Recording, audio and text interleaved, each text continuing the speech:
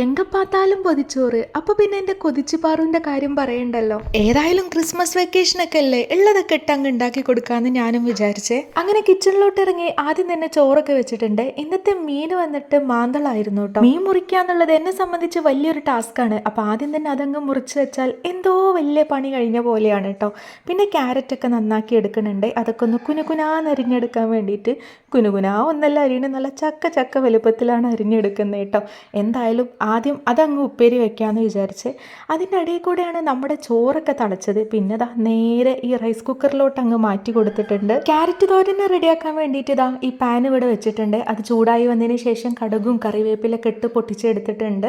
പിന്നെ ഇതാ നമ്മുടെ ക്യാരറ്റും മഞ്ഞപ്പൊടിയും ഉപ്പും എല്ലാം കൂടെ ആഡ് ചെയ്തിട്ട് ഒന്ന് മൂടി വെച്ചിട്ടുണ്ട്. അതവിടെ കിടന്നിട്ട് അങ്ങ് വെന്തോട്ടെ. ഇനി ആ സമയം കൊണ്ട് തന്നെ നമുക്ക് വേറെ പരിപാടിയുണ്ട്.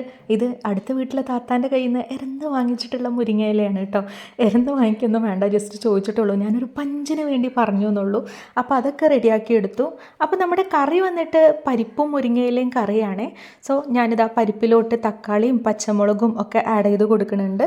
പിന്നെ ഇതാ മഞ്ഞൾപ്പൊടി ആൻഡ് ഉപ്പ് അതും കൂടെ ആഡ് ചെയ്ത് കൊടുത്ത് ആവശ്യത്തിനുള്ള വെള്ളമൊക്കെ ഒഴിച്ചിട്ട് അതൊന്ന് ജസ്റ്റ് വേവിച്ചെടുക്കുന്നുണ്ട് കേട്ടോ. അപ്പോഴേക്ക് നമ്മുടെ ക്യാരറ്റ് ഏറെക്കുറെ വെന്ത് വന്നിട്ടുണ്ട്. ഈ സമയം ഞാൻ തേങ്ങയൊക്കെ ചിരവിയതാ തേങ്ങയും പച്ചമുളകും കൂടെ കൂടിയിട്ട് അരച്ച് വെച്ചായിരുന്നു.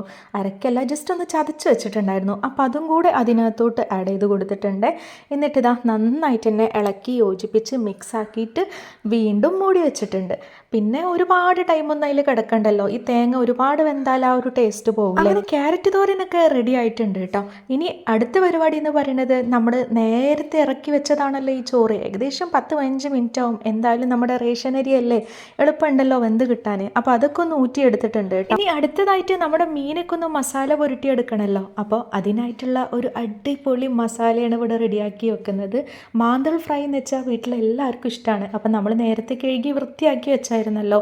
സോ അതിൻ്റെ വെള്ളമൊക്കെ അങ്ങ് ഇറങ്ങി സെറ്റായിട്ടുണ്ട്. നല്ല അടിപൊളി മസാലയാണ്. നമ്മൾ എല്ലാ ഭാഗത്തും നന്നായിട്ട് തന്നെ തേച്ച് സെറ്റാക്കി കൊടുക്കുന്നുണ്ട്. പരിപ്പും മുരിങ്ങയിലും കറി വെക്കാൻ വേണ്ടിയിട്ടുള്ള പരിപ്പ് നമ്മൾ ഓൾറെഡി വേവിച്ച് വെച്ചായിരുന്നല്ലോ. ഇനി അതിലോട്ട് മുരിങ്ങയിൽ ആഡ് ചെയ്ത് കൊടുക്കാം. കൂടെ തന്നെ തേങ്ങയും കൂടെ അരച്ചത് ആഡ് ചെയ്ത് കൊടുക്കുന്നുണ്ട് കേട്ടോ. കുറച്ച് ചെറിയുള്ളിയും കൂടെ മൂപ്പിച്ചെടുത്താൽ കറി ഉണ്ടാക്കണ പരിപാടി അങ്ങ് തീർന്നു. ചമ്മന്തി ഇല്ലാതെ എന്ത് പൊതിച്ചോറില്ലേ. ഇനി അതിന്റെ കുറവ് വേണ്ടാന്ന് വിചാരിച്ചിട്ട് ഇതാ കുറച്ച് ചമ്മന്തി കൂടെ അങ്ങ് റെഡിയാക്കി എടുത്ത് നമ്മൾ മീൻ മസാല പുരട്ടി വെച്ചിട്ട് ഏകദേശം ഒരു 10 മിനിറ്റ് ഒക്കെ ആയിട്ടുണ്ടാകും. സോ അതൊക്കെ ഒന്ന് പൊരിച്ചെടുക്കാം.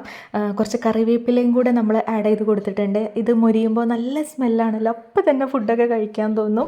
അങ്ങനെ ഇതാ നമ്മുടെ മാന്തൾ ഫ്രൈയും ഇവിടെ റെഡി ആയിക്കൊണ്ടിരിക്കുവാണ്. നമ്മളിവിടെ ആകെ 3-4 മനുഷ്യന്മാരേ ഉള്ളൂ കേട്ടോ. അപ്പോൾ കറി വെക്കാൻ ആകെ ഒരു പിടി മുരിങ്ങയിലയുടെ ആവശ്യമുള്ളൂ. എന്നാൽ ബാക്കിയുള്ള മുരിങ്ങയില കൊണ്ട് നമുക്ക് തോരൻ വെക്കാമെന്ന് വിചാരിച്ചു. എനിക്ക് ഒട്ടും ഇഷ്ടമില്ലാത്തൊരു സാധനം ഉണ്ടെന്നുണ്ടെങ്കിൽ അതേ മുരിങ്ങയിലയാണ് കേട്ടോ. അത്ര വലിയ താല്പര്യമൊന്നും അതിനോടില്ല. പക്ഷേ ഇവിടെ ഉപ്പച്ചിക്കൊക്കെ നല്ല ഇഷ്ടമാണ്. ഇതിൻ്റെ തോരനും താളിച്ചതും എല്ലാം നല്ല ഇഷ്ടമാണ്. അതിന് വേണ്ടിയിട്ട് അതൊക്കെ ഒന്ന് വേവിച്ചെടുത്തിട്ടുണ്ട്. പെട്ടെന്നുണ്ടല്ലോ ഈ ഇലയൊക്കെ ഒന്ന് വെന്ത് വരാൻ വേണ്ടിയിട്ട്.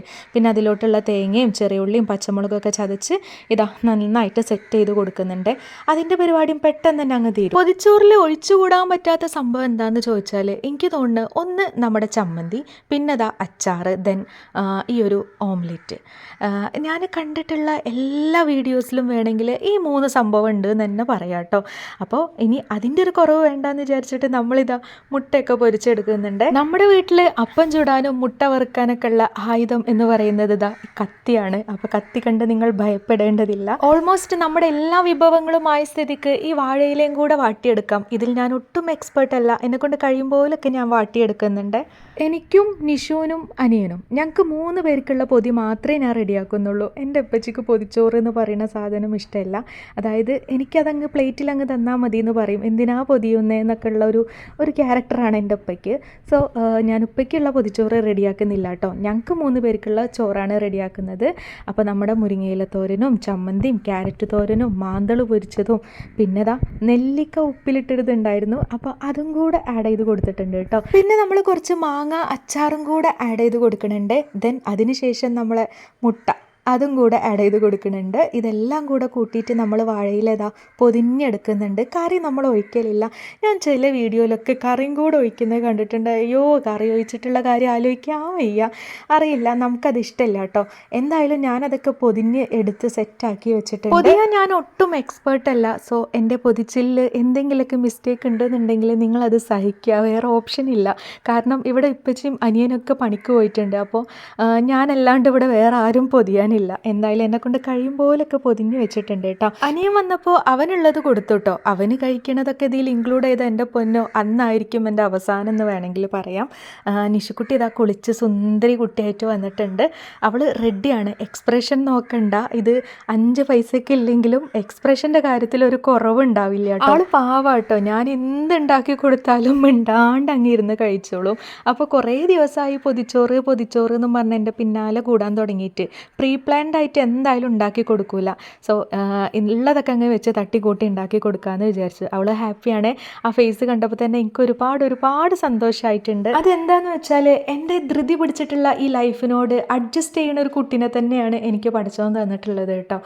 അപ്പോൾ ക്രിസ്മസ് വെക്കേഷനും കാര്യങ്ങളൊക്കെ ആയിട്ട് ഉണ്ടാക്കി കൊടുത്തിട്ടില്ല എന്നുണ്ടെങ്കിൽ അതൊരു മോശം തന്നെയാണ്. എനിവേ, ഈ ഒരു വീഡിയോ നിങ്ങൾക്ക് ഇഷ്ടപ്പെട്ടിട്ടുണ്ട് എന്നുണ്ടെങ്കിൽ ജസ്റ്റ് ഒന്ന് ലൈക്ക് ചെയ്യണേ. പിന്നെ പറയാതിരിക്കാൻ വയ്യ, കഴിഞ്ഞ വീഡിയോക്ക്, അതായത് എൻ്റെ അനിയത്തിയുടെ ഹോം ടൂറിന് നിങ്ങൾ തന്നിട്ടുള്ള ആ ഒരു സപ്പോർട്ട് എൻ്റെ പൊന്നു ഞാൻ ഒട്ടും എക്സ്പെക്റ്റ് ചെയ്തിട്ടില്ല കേട്ടോ. അത്രയും സപ്പോർട്ടാണ് ആ വീഡിയോക്ക് കിട്ടിയിട്ടുള്ളത്. അൽഹംദുലില്ലാ, ഒരുപാട് നന്ദിയുണ്ട്. അപ്പോൾ അത്രയ്ക്കുള്ളൂ. പുത്തൻ വീഡിയോസൊക്കെ ആയിട്ട് ഇനിയും വരാം കേട്ടോ.